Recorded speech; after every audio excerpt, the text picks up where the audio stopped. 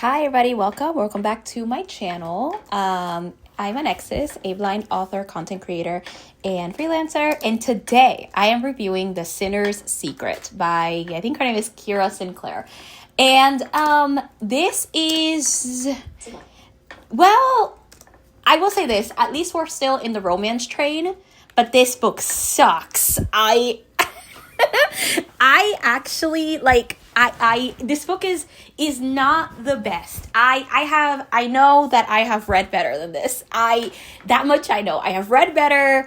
I am extremely upset about it. I read so much better than this and somehow I ended up here. But at least we're still in the romance train. So at the very least, I hope you have I hope you enjoy the very long review about this romance. And I don't know what else to say to that. We're close to ending March in video time. In my in recording time, I'm editing this at the beginning of March and I'm posting it close to the end of March. At least that's the hope. I'm editing all this so I can try to schedule a bunch of videos for the next couple of months at least, or last couple of weeks, so I can give myself some breathing room and do some other stuff. But like I have, this is interesting, I guess, for the end of March. So yeah. No, I don't know what else to say. Some housekeeping things. If you enjoy my content and would like to support my channel, please consider subscribing and turning on notifications so you're aware when I post videos. If you would like to see my writing, subscribe to my blog. My website is in the description. You can also support me financially by buying my books either through your retailer of choice, linked in the description, or through my Ko-fi shop. My Ko-fi shop, you can also make a one-off donation. You can also support me by hiring me to beta read your manuscript.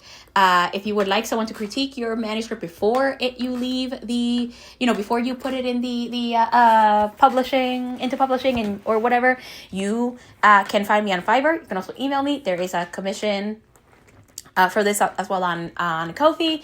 For every $1,000 words, not dollars, every 1,000 words is $1. So let me know if you, depending on your word limit, feel free to email me, or on Fiverr, I will send you a custom offer. And with that out of the way, I'm sending you to pass me and the in your regularly scheduled program. Okay. So, we're still with romance. I know there has been a lot of romance back to back, but this is the second book I'm personally reviewing in the Bad Billionaire series. So, I announced it in the last review, but I'm going to just recap. So, I decided to skip the second book in this series. So, I already reviewed the first one, which I will link below, The Rebel's Redemption. I have my thoughts on that book, and my thoughts are that book is very problematic, and I hate that it is supposed to be a healthy romance, if I'm going to recap it that way. But I do have that book review, so I'll link it below. I'll also link the blog post if you want something more like structured. Same for this one. I'll link the blog post for this review as well. But I said that I would be skipping the second book because there's a child, and basically it looks like the couple has a child, and I'm really not interested in it. I already read a pregnancy romance. Actually, I've read 2 pregnancy romances, and they haven't really been that great. They're not for me, honestly. So if I can skip it, I will. And because these are basically like standalone books in a series, it's perfectly fine. Like I read this book and I don't feel like I missed anything by skipping book 2. So I'm fine doing that. So I have skipped this. I have skipped the second book, and I'm moving on to the third one. So, The Sinner's Secret. I mean, this book could have been way worse. That's all I'll say. This book could have been way worse. Okay, you guys. So here is the synopsis, and then we'll talk about the review and my thoughts, and hopefully I won't make it as long, but I do have some quotes I want to share. So, yeah. There will be broad spoilers, but I will tell you when that's going to happen. So here we are. You know nothing about me, sweetheart. Some call billionaire Gray Lockwood a sinner. He knows he was imprisoned for a crime he didn't commit. Now he needs Blakely Whittaker. That's how I'm going to pronounce it. Whittaker. The gorgeous, straight-laced accountant whose whose testimony sent him to jail to clear his name. The line between enemies and white-hot passion is dangerously thin. Will crossing it cost Gray the justice he desires, or will Blakely uncover all his secrets and become his scandalous undoing once again? From Harlequin, a luxurious world of bold encounters and sizzling chemistry. I'm pretty sure that's supposed to be Harlequin Desire? Pretty sure that's supposed to be Harlequin Desire or something like that. Sizzling chemistry. Okay.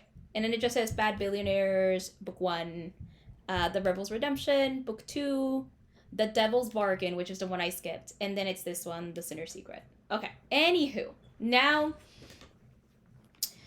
Okay, so the prose is good. The prose is fine. It's easy and it's accessible and really easy to read. So it shouldn't be much of an issue for that kind of for this book. Honestly, the prose is basically one of the easiest reasons it's easier to read. I will say that there are, of course, cringy lines as usual. One of the cringiest lines in this book is, and I quote, "She tasted like peppermint and sin." That was at a point when they were kissing, by the way, and this is the line that the author wrote. Now, okay, let me talk about this a little bit because I'm going to tell you why I find this really cringe. Because I talk about cringy lines, but I don't, that most of them for me cringy, usually they have like a, what is that called, they have they have like some kind of figurative language of sorts, and they usually they have that, and I just find them to be extremely cringy. So I just talk about how I feel it's cringy, right? So the reason to me I find this cringy is just the idea, the way it's kind of written. It feels cringy. And one of the things to know about a line like this is just the fact that sin, I don't know, I don't think does sin have a taste? I don't think it does. Because it's not a literal association. So if it helps, when I write, I usually do not use, I don't use many. And I say many because I'm not going to say I won't eventually use them. But generally I do not use a lot of figurative language when it comes to describing anything. And the reason is that when it comes to figurative language, I find it to be really, really vague and too abstract. And because it's so abstract, it's kind of irritating because it doesn't associate to anything literal, and it's just kind of an irritation for me. I as a reader, I find it both cringy, not to mention unrealistic. So I don't really like it. So when I try to associate something, when I try to describe something, either someone's voice or like a taste, I make sure that it is very much something that can be associated to something literal. So for me, when I read lines like "she tasted like peppermint and sin," it's kind of cringy. It's just kind of cringy. So yes, lines like that, it's just cringe as hell for me. So this is, I do want to say, this romance, or this story is told in, as like the other one, in third person past with switching between Blakely and Gray's point of views. I don't remember if I talked about it in that last review because as of recording I haven't edited it yet, but the thing with third person past that I've very much noticed, because I don't read as many books in like in this point of view that I can kind of recall, and if I do, I just a lot of it is more like this book. One of the things to note about this point of view, if you choose to write it, is that it is kind of distant, especially because it's past tense. So because it's distant from the viewer, from the reader, I'm sorry, it has that lack of immediacy and urgency. So as I was reading it, I didn't feel like I was really in the character's head. I felt more like a distant person that's just kind of like seeing things through like a camera of sorts. Not even a camera, because I feel like a camera even has like a closer view. This just feels really distant to me. So because of it, I didn't really feel invested in the character's emotion. So I personally don't love this point of view as much, unless it's in the only time I like uh, third person past is usually when I'm writing flashbacks. When I write, even when I read in general, I don't love it too much. But when I write flashbacks, it's gonna be, of course, in third person past. But most of the things I write are in third person present. So that's a thing like that. So yeah, that's just me. It's a very distant point of view. So as for the romance, this romance is advertised as an enemies to lovers romance. I don't really believe it to be that way. As someone who loves enemies to lovers, I don't like this being advertised as an enemies to lovers romance, because it's not fully that way. The enemies to lovers is very much a one-sided thing. It's very much one-sided. And by one-sided I mean mainly Blakely. It's very obvious that while she put Gray in jail, it's pretty obvious that he doesn't dislike her. It's a one-sided thing. I feel like for it to be enemies to lovers, it should be on both sides, but it's not. So I personally don't see it as an enemies to lovers romance. And enemies to lovers is a trope I love. So yeah, I don't know. I don't know if I can call it that. Then again, I don't know. It could be. It's just not. I just felt like it was. I just felt like the enemies to lovers wasn't there. And also, even if it's an enemies to lovers that is one sided, it needs to be somewhat believable. Like I said, I gave the Spanish Love Deception a really bad review, but I believed a little bit more the enemies to lovers there. If I had to compare it to this one, I don't remember everything I said. What I said about the enemies to lovers in that one, I don't remember if I even said anything about this. But upon reflection, if I said anything if I said it was not the best enemies to lovers, upon reflection, if I have to compare this enemies to lovers to the Spanish Love Deception's enemies to lovers, I believe the Spanish Love Deception's enemies to lovers a little bit more, because it makes more sense to me why Catalina outright disliked Aaron. So to me, it just makes more sense. But anyway, so we have that. And also, I really didn't feel the chemistry between them. I just don't feel, I feel nothing. I mean, at least in the Rebels Redemption, there was a little bit of chemistry between Stone and Piper, though I still think that romance is extremely problematic, especially because it's just supposed to be a healthy romance, but it just has these things in it that just make it more like a darker romance, and it's like touching dark romance. But this one just I don't feel any chemistry between these characters, and it feels very much insta love for me. It doesn't feel like a slow burn, so I felt very little for them. Yeah. Yeah, no. I think this is just part of the category romance thing, especially considering the pacing, which is very much a fast-paced thing. Things happen really quickly. There are there are of course time skips and all that fun stuff. And if I want to complain something about the writing, by the way, one more thing I'm going to complain about the writing, and it is because I've complained about this before, and while I am tired, I will complain about it again. This is I have two things to complain about. Okay, the first is the plot. So this plot is supposed to revolve around Blakely helping him prove his innocence, thus doing that forced proximity trope because she's forced to work with him for reasons, right? So it forces that forced proximity trope. Cool, I'm here for it. Forced proximity is a great trope. I really like forced proximity, so it is a wonderful trope that was used well. It was used well. Whatever we want to say about the author, for her forced proximity trope is used really, really well, and it's fun. Okay?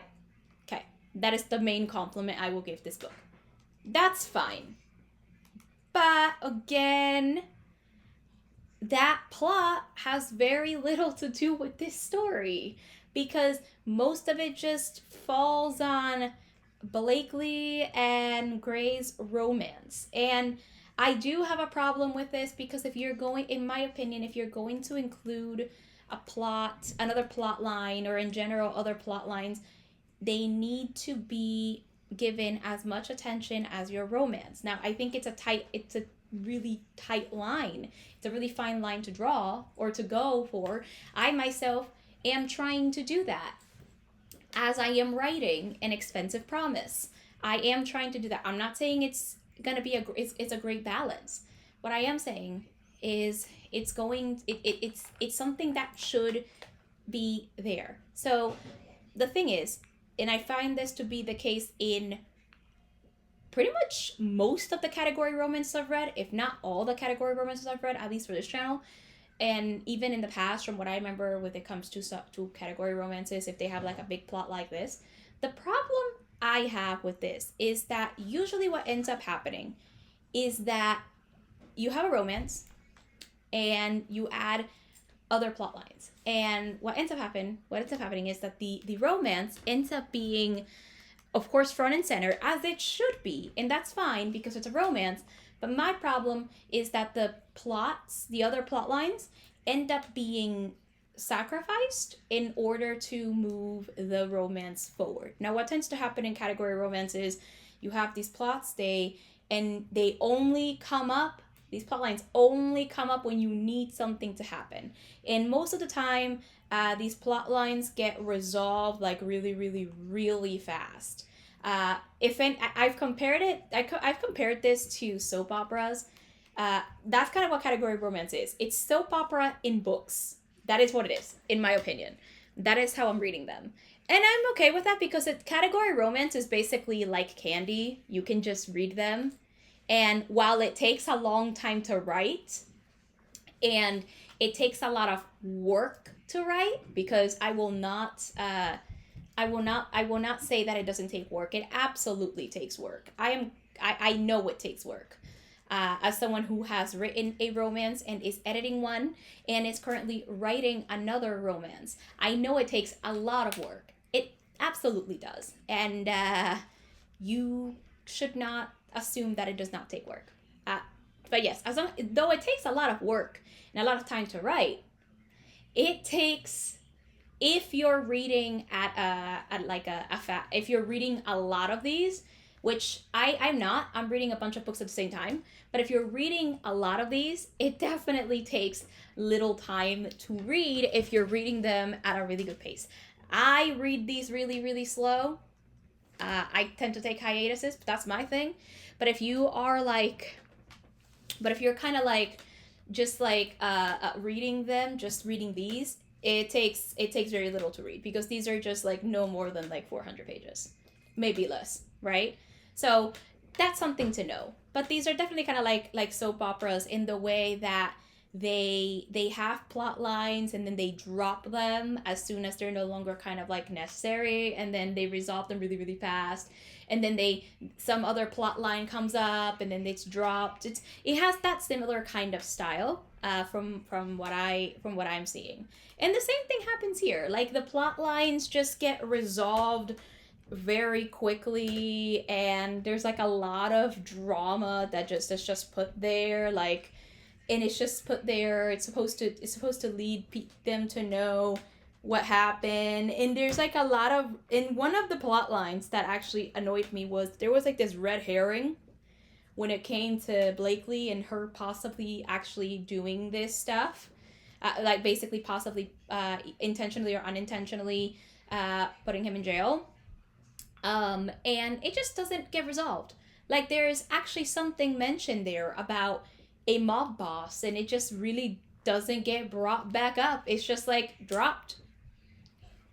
So it's that one, and then there's just like a lot of family drama, and then it's supposed to be, and it's supposed to kind of just lead to whatever happens. There are certain things that are just not resolved, and certain things that are just really annoying, or they just get resolved really really fast. So to me, that's kind of annoying because the plot lines are just sacrificed for you to move the romance forward. In my opinion, if I'm going to write a romance, or if you're going to write a romance, I think, and you're gonna add other plot lines that need to be there, in my opinion, they should also be given the same amount of attention. Otherwise, it's just kind of like, why do you have them there? That's my opinion. Now, the second thing I want to talk about is the title. I don't usually complain about titles. I've never had a reason to complain about titles because usually titles make sense to me and they're really easy to make count, right? But this one is a bit weird. So this is called The Sinner's Secret, and it implies that he has a secret, right? It implies that he does. But the truth is, in the entire book, Gray doesn't actually have a secret. Gray doesn't really have secrets. If anything, the title, I guess, can be said that it's just talking about the secret around him, or secrets around him from his family, like the biggest secret that's revealed about his family, which I won't spoil that big secret in case you're interested in reading it, but it sounds kind of like it's talking about that. On one hand, I really like that it's giving us the, like, what we don't expect, and that's a thing. On the other hand, I don't fully like it because it does imply something that it's not. And also the family secret doesn't have a lot of bearing in the story. Like, it does, but it doesn't. Like, we're supposed to believe, okay, so I said earlier that third person past is a very distant point of view, and this is part of the reason, right? So for me, I felt nothing, right, for these characters. Like, I feel no attachment. I feel nothing. I feel no empathy, no emotion about this. But when it just comes up, when the big secret is revealed, in I think like chapter 6 or 7 or whatever, when that big secret is revealed, it becomes, it barely becomes anything. Like, they know it's a thing. We know it's a thing, but we don't really see Gray struggle fully with the knowledge that he found out. It's kind of just there, so it doesn't really take a big part of the story. If anything, it's just kind of revealed and dropped, and then it becomes a thing, and then another secret is revealed, or another part of his family history is revealed, and it's just also kind of just accepted, but also barely talked about, and how that can affect someone, because that kind of secret's revealed in this book, and this is why it feels like a soap opera. Except that if you're watching classic soap operas, you know that classic soap operas do it way better. My opinion, they do it way better. But the point is, if you like, that kind of secret's revealed in this story, can affect you in a, I think in a lot of ways, especially psychologically. They can very much affect you, and it just wasn't taken seriously. Instead, it was kind of just like, yeah, this is a thing, predicament, that's it, and it's annoying. So I feel like the title is just one of those things I just wanted to complain about. Again, pacing was fine. It fits the category romance thing. It's fast. There are, I can't actually remember the themes of this book, honestly. I know that there are some themes in this book, and I just can't remember them. Did I put anything on themes here? Hold on. We're going to find out, because I have a blog post on this. A blog post, which I will, of course, link. hold on a sec. I need a moment. I need a minute. I'm gonna find it. I'll be right back. Okay, so I did not add any specific themes. The only thing I put in my blog post about the themes is this. As expected for a category romance, the themes are not explored well. They're not given a lot of time on the page. I've compared category romance to soap operas. It's the same in this book. So much of it feels like drama. So take that for what you will. The main themes, there were like parental relationship stuff. There were a lot of themes about family here, or at least some themes about on family and stuff like that. So that's the main one. But I didn't talk about it because honestly, none of these themes. These are the themes I'm remembering currently, but I've read this book about a week ago, and honestly, none of this stuff jumps out at me. So forgive me because I am not fully gonna remember these themes. So we're gonna talk about the characters now. And I am going to go into some spoilers here. So keep this in mind. So for the most part, the characters they're very much just pieces for the author to move around. I should feel more for them, but I don't. I don't feel as much for them. So Gray seems to be the one that has the most characterization, and I still feel very little for him because none of it feels like it has any bearing. So I don't feel that much for him. But also, he could be a great character that I generally would have liked, but I don't. He honestly irritates me as a character. He just irritates me. So one of the things I found a lot of things annoying, and the majority of the quotes I'm going to share, next three quotes I'm going to share, are all related to Gray. So, okay. So here's what happens. Blakely does start working with. Here's where spoilers comes in, by the way. Blakely starts working with Gray to help him prove his innocence, and as they're doing that, at some point, her dad is arrested. And she goes with him for the whole thing. Now we know that in the book we learned that Gray studied law in jail, and he decides to take over the case for the dad. So he ends up presenting himself when they go to the station as the dad's lawyer. I'm giving broad strokes here because I can barely remember all that. I know I gave a better summary in my blog post, and I'm not going to read it because it's not fully edited. Anyway, so he signs up as the dad's lawyer, and when Blakely wants to go see him because he's not only legal counsel is allowed to see him, Gray doesn't say that she's with him. She just says no, she's not with me or whatever. It's like he doesn't allow her to see him.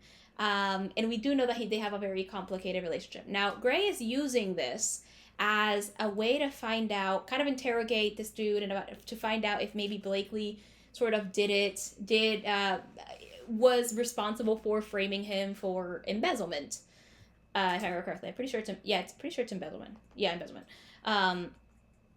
So he wants to know if basically she had anything to do with it.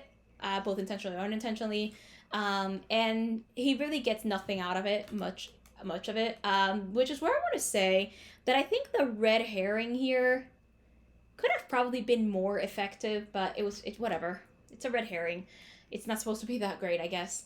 But anyway, the point is, he finds very little, and then when he goes out and she's gonna go visit her dad or whatever, when he finally does take her, he says this line to her. Quote, "Now, be a good girl. Walk quietly down the hall with me, and I'll take you to your father." I don't know about you, but this feels infantilizing to me. That was the first time I was just like, I don't like you. That was like the first time I was just like, I dislike you. So that was like the first instance. And then they keep working. She gets mad at him and everything. but they are attracted to each other, and I guess they're supposed to have some chemistry, which I don't believe, but I don't know.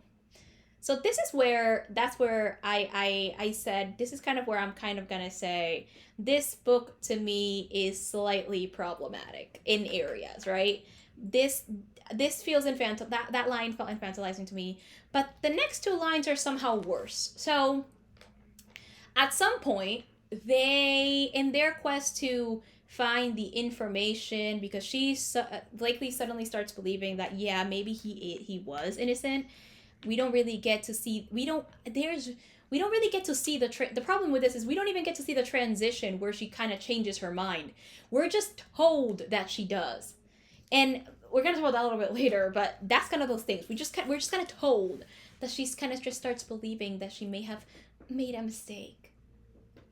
So yeah, so we have that. So at some point in their quest to uh, figure out what's happening and figure out his uh his uh his if his innocence or whatever, they go to Vegas.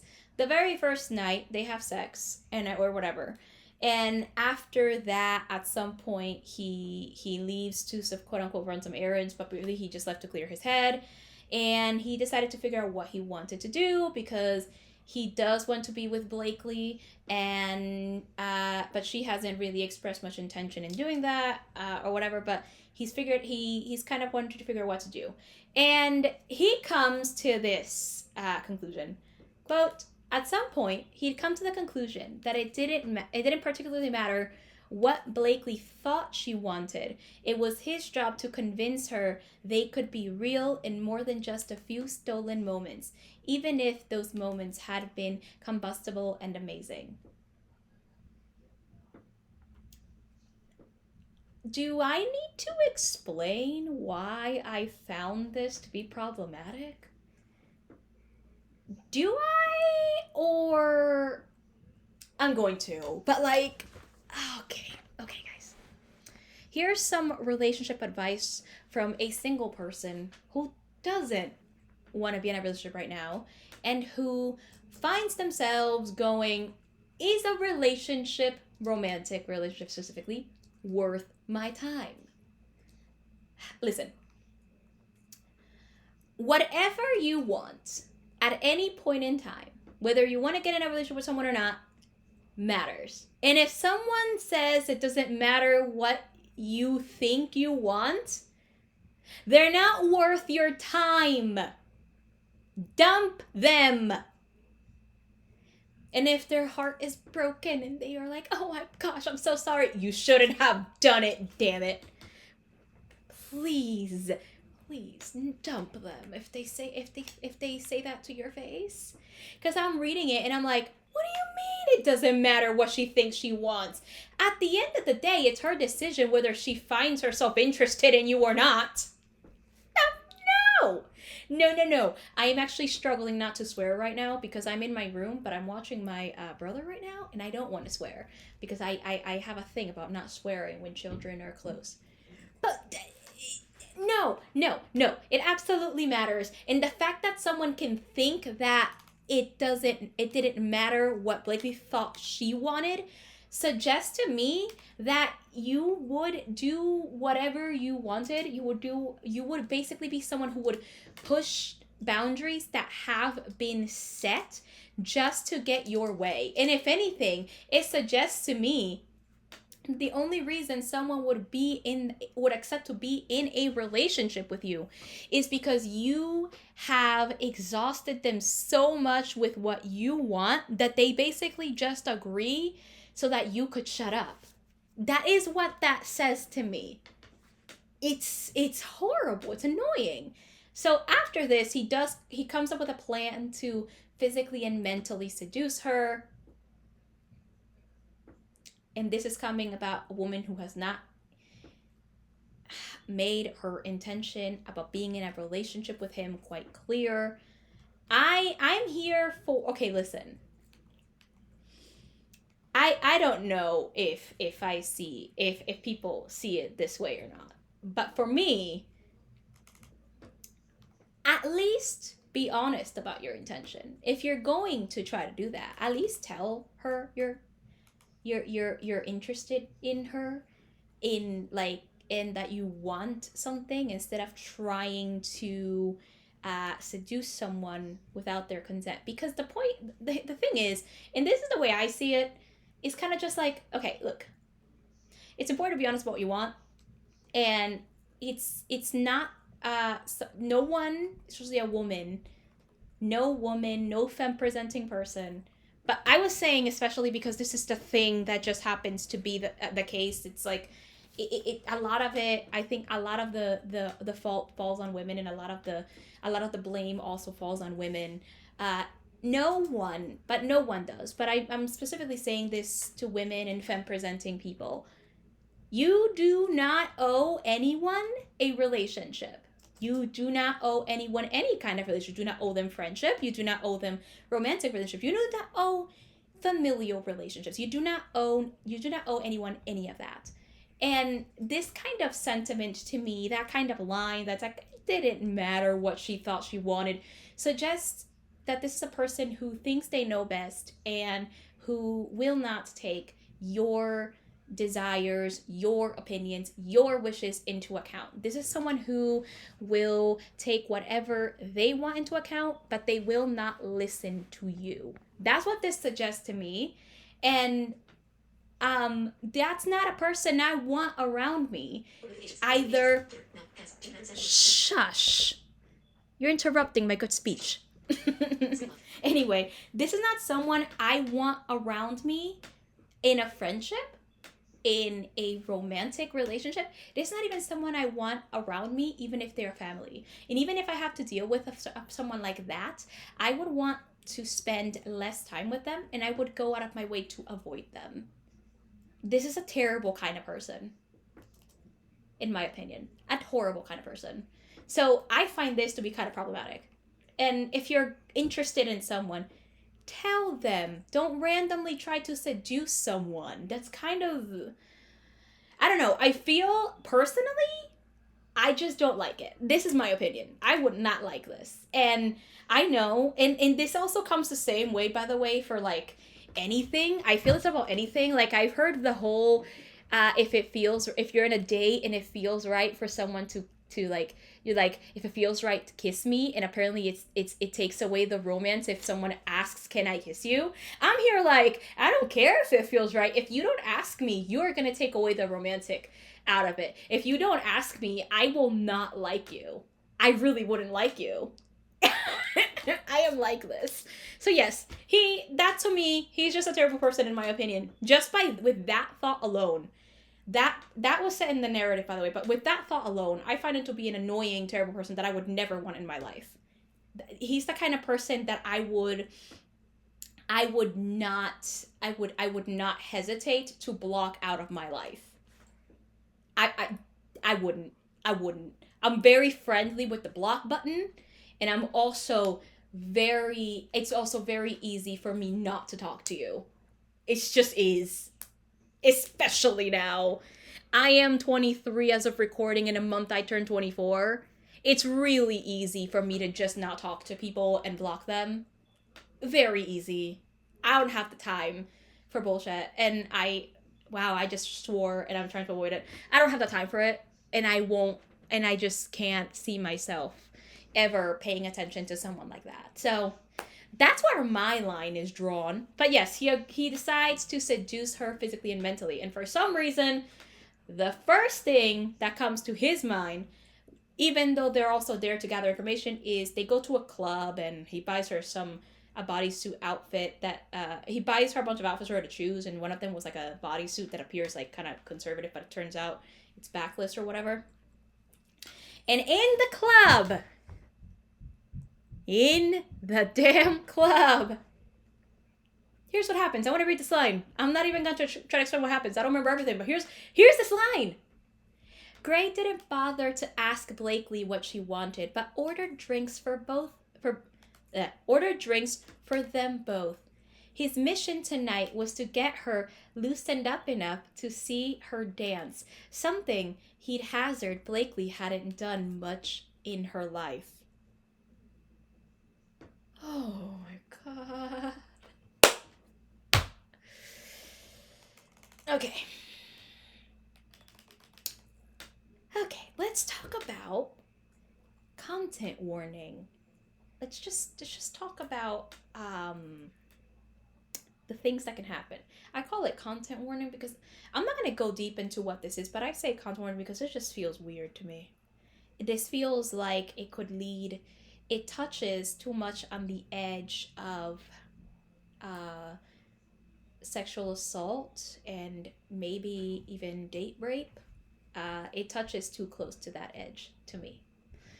Now, when you're out with someone, the polite thing to do is to ask them if they want something to drink. And if they want something to drink, the next step is to ask them what they want to drink. You do not order something for someone, my opinion.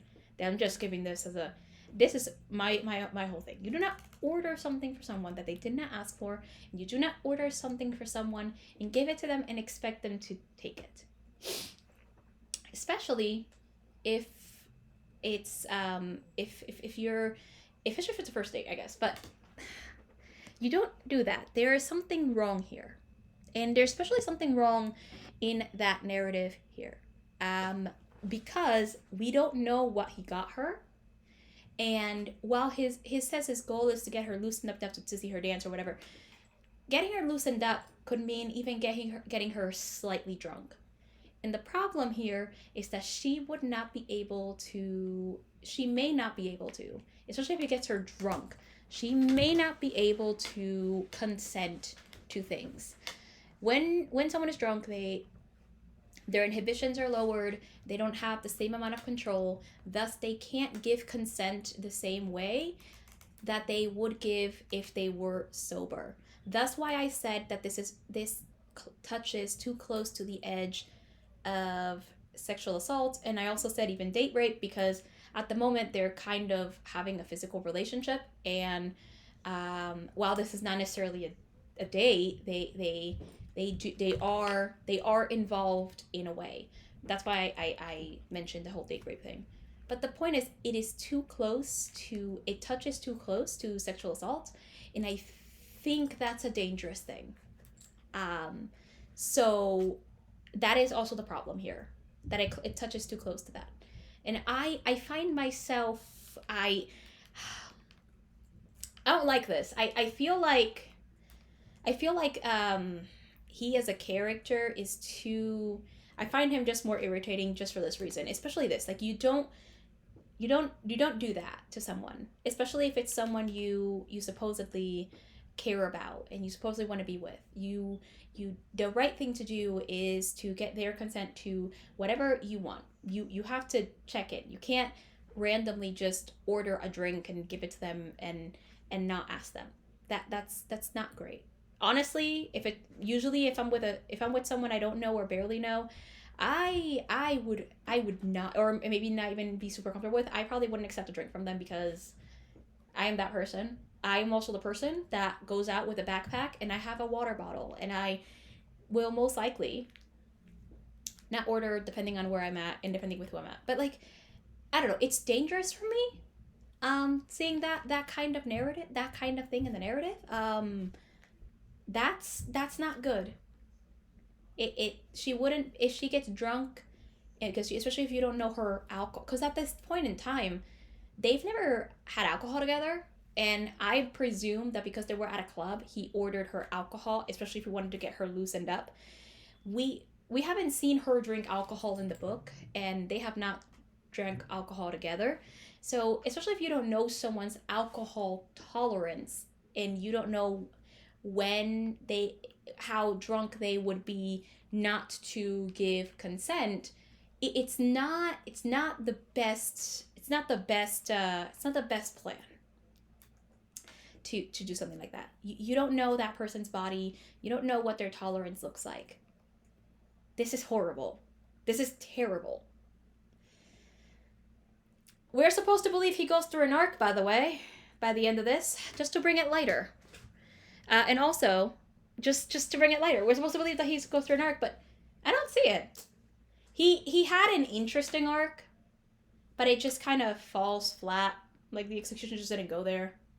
So yeah, I find Gray to be problematic and irritating. I don't know. Let me know your thoughts. I feel I don't like this character. I somehow I mean I like him a little bit more than Stone, but I hate them both too. So it's not a big margin. So Blakely as a character, honestly, she's basically the blank slate that things happen to. She has some layers. She's kind of like Bella Swan. Like, she has some layers to make her appear to be a character, but she doesn't even go through an arc.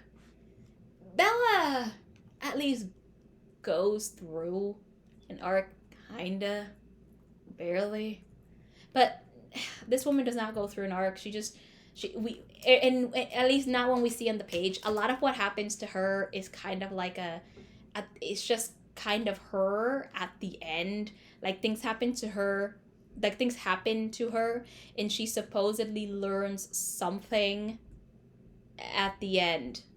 And supposedly, because she has a bad relationship with her dad, and supposedly Gray helped her get that back. We don't see that. We don't even see them, like, getting their relationship back. We just are told that in, like, the last chapter. So yeah, she's like a blank slate that everything just happens to. That's all she really is. Both characters, again, are basically there for the author to move around as the plot requires. And it's just annoying. So, yeah. In conclusion, overall, not an enjoyable story. It's easy to read because of prose, but it's not great. I rate it 2 stars. Only 1 star higher than the last. I don't know how this book still managed to be problematic. I was actually hopeful for this book because I was reading it, and for like the first like 8 chapters, it was good. It was fine. Like, it was not great. It was not phenomenal in any way, but it was fine. Like, I didn't see, I was like, because like by but before chapter 8, and I think in the last one, I was already seeing problems. But this one, I was like in chapter 8, and there was no issue. There was no extremely problematic shit besides the be a good girl line that I read earlier. Besides that, and wow, again, I'm trying not to swear, and I already swore again. But besides that line, there was no weird problematic stuff, and then there is a problematic stuff, and then there's problematic stuff, and I'm just like, I was so hopeful, so very hopeful, and now I was just hoping. I was just here like, oh, this seems to be like it's gonna be an okay book. Maybe I'll just quote cringy lines in my next review. No. I didn't end up just quoting cringy lines. I ended up quoting 2 problematic ones too, or 3 problematic ones, and I'm just like, this is supposed to be a healthy romance. Why do you have that there? I just fully understand the point of why you have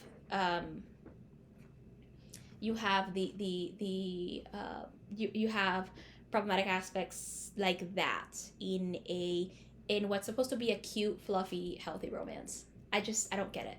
Again, 2 stars. Let me know your thoughts in the comments. I don't like this book. I am currently reading another book right now, and I will probably I've taken a break from this series after this book. I'll be back with the next book in the series. I forgot the name of it already. I'll find out.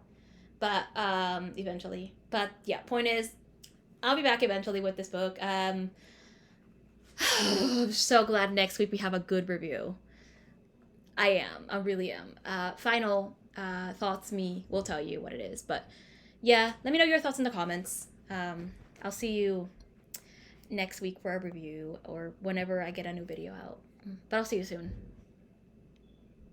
All right, welcome back. So, did you enjoy the insanity of this romance and the and all the stuff I ended up pointing out? Because I think that's important to point out. And okay, look, I do have some final thoughts. Not necessarily on the book, but I do have some other things I want to add that I think are important, especially considering that this is stuff that, generally speaking, while I have been thinking about a bit more, especially considering what I generally read. Now, if you're not aware, my favorite genre currently is romantasy, and romantasy deals with a lot of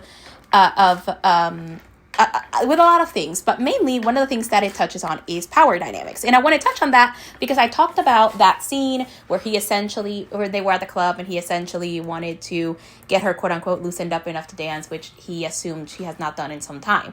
And I talked about the problems with that and stuff like that. But to me, that seems to be touching a little bit on power dynamics. And I want to talk a little bit about that because I think there is something here. The thing is, that when I read romantasy, this kind of stuff, I mean, if it goes in this direction, actually that's not true.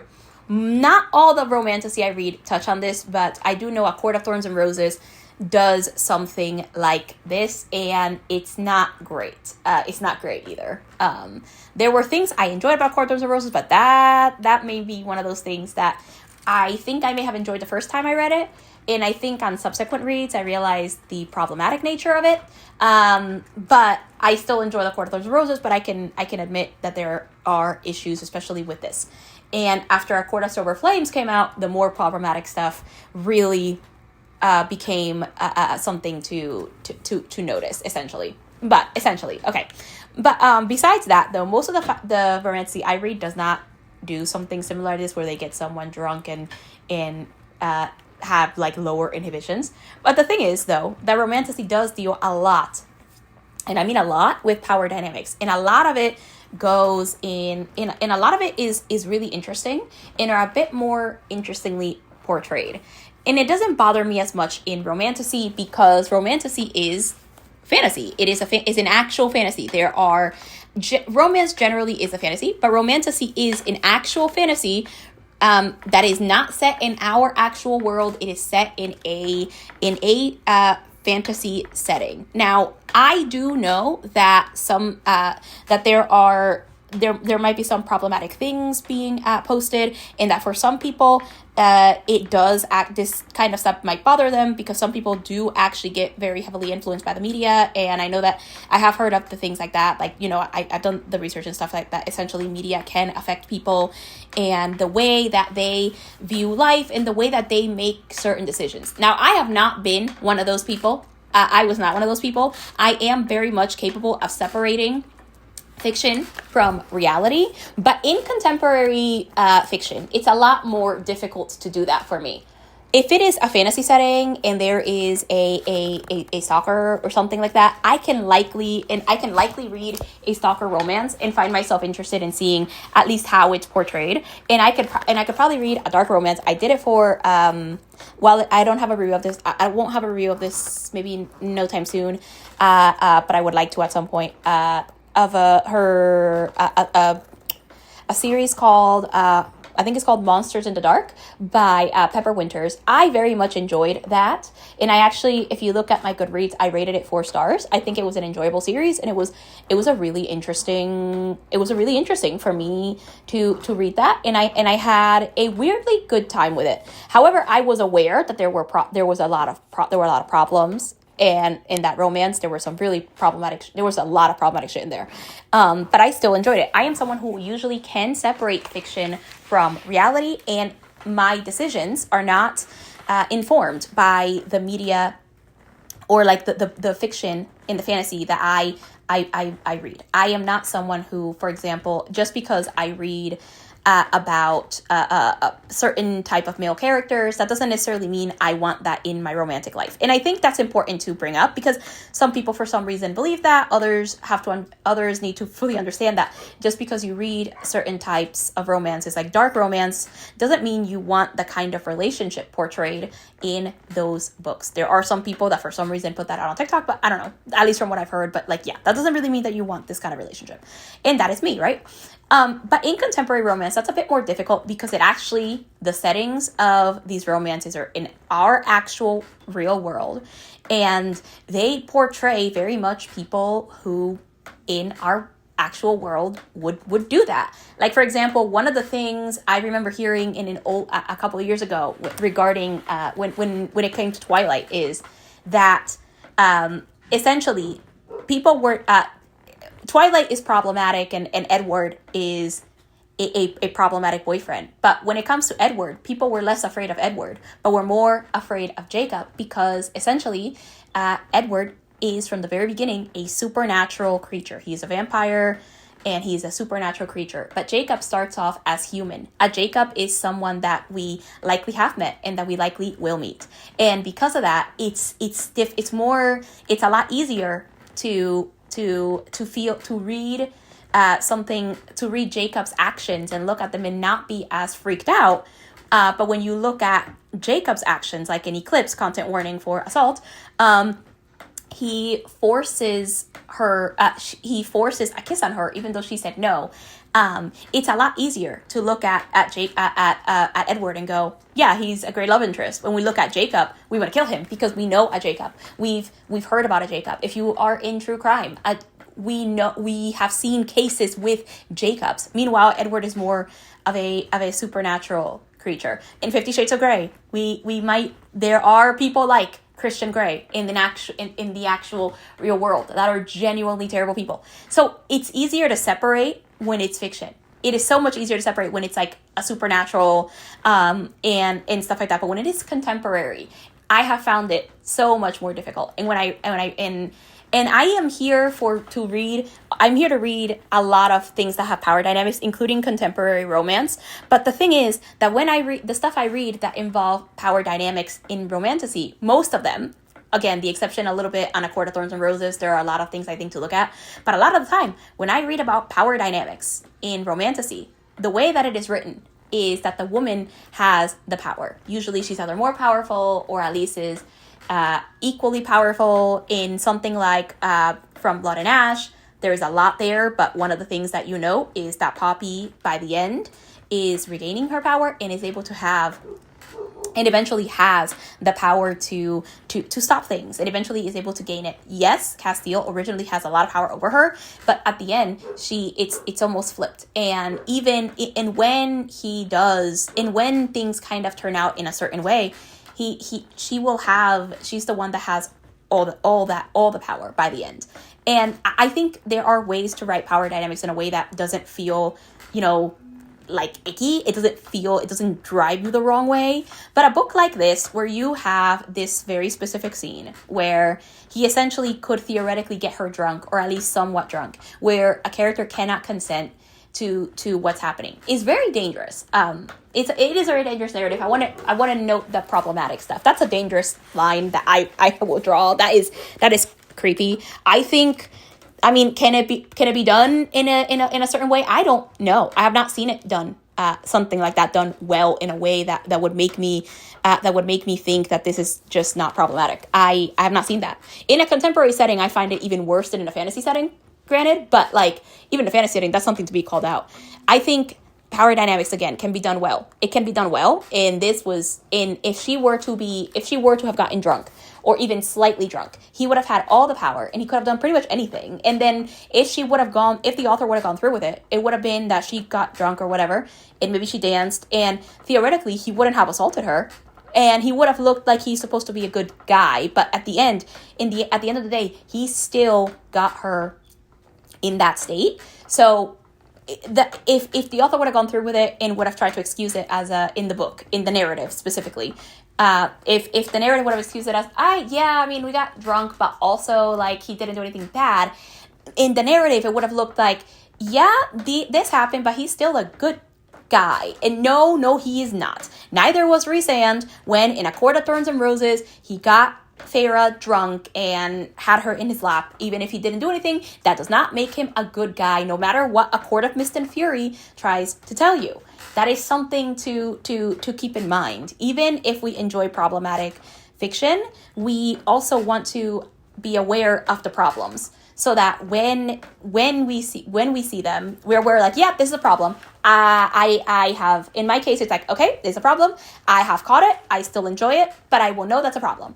And that is something that I generally am trying to practice. The other thing too is that reading this book and reviewing it at a time like this, again, with our administration and the way that is set with our political environment, is horrifying, because we have people in different settings, so let's say in different settings politically, that are more than comfortable, in online specifically, not even just politically, but like people online who are more than comfortable sending rape threats. They're more than comfortable sending, they're more than comfortable suggesting that they would be more than happy to assault someone in places like X.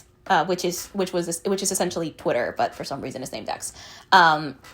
In places like X, people were more comfortable saying that. You have people like Nick Fuentes saying things like, "Her body, my choice," and considering that is, I guess, how they feel, considering that Roe v. Wade was overturned and Trump became president, as did this other dude, J.D. Vance, became vice president, who believes some similar problematic shit like this. From what I've seen online, it's dangerous too. It's hard to look at it, and I think there is danger in that too.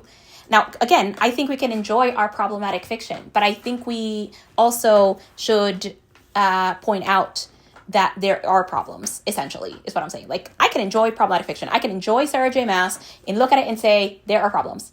I can give it 5 stars and say, wow, especially after A Court of Silver Flames, Rhysand is a piece of shit. Like, I can do that. I can enjoy it and still feel like it's bad, like he is a terrible, terrible person. And as was Tamlin. I can do that. I can do that, and I can separate it. But I do want to point out that there is, that the narrative, especially in our current political climate, is something to look at, and there is a danger if someone wants to do that to you, or if anything. So please be careful. Be careful, please. This is why if I don't know you, I likely will not take something from you.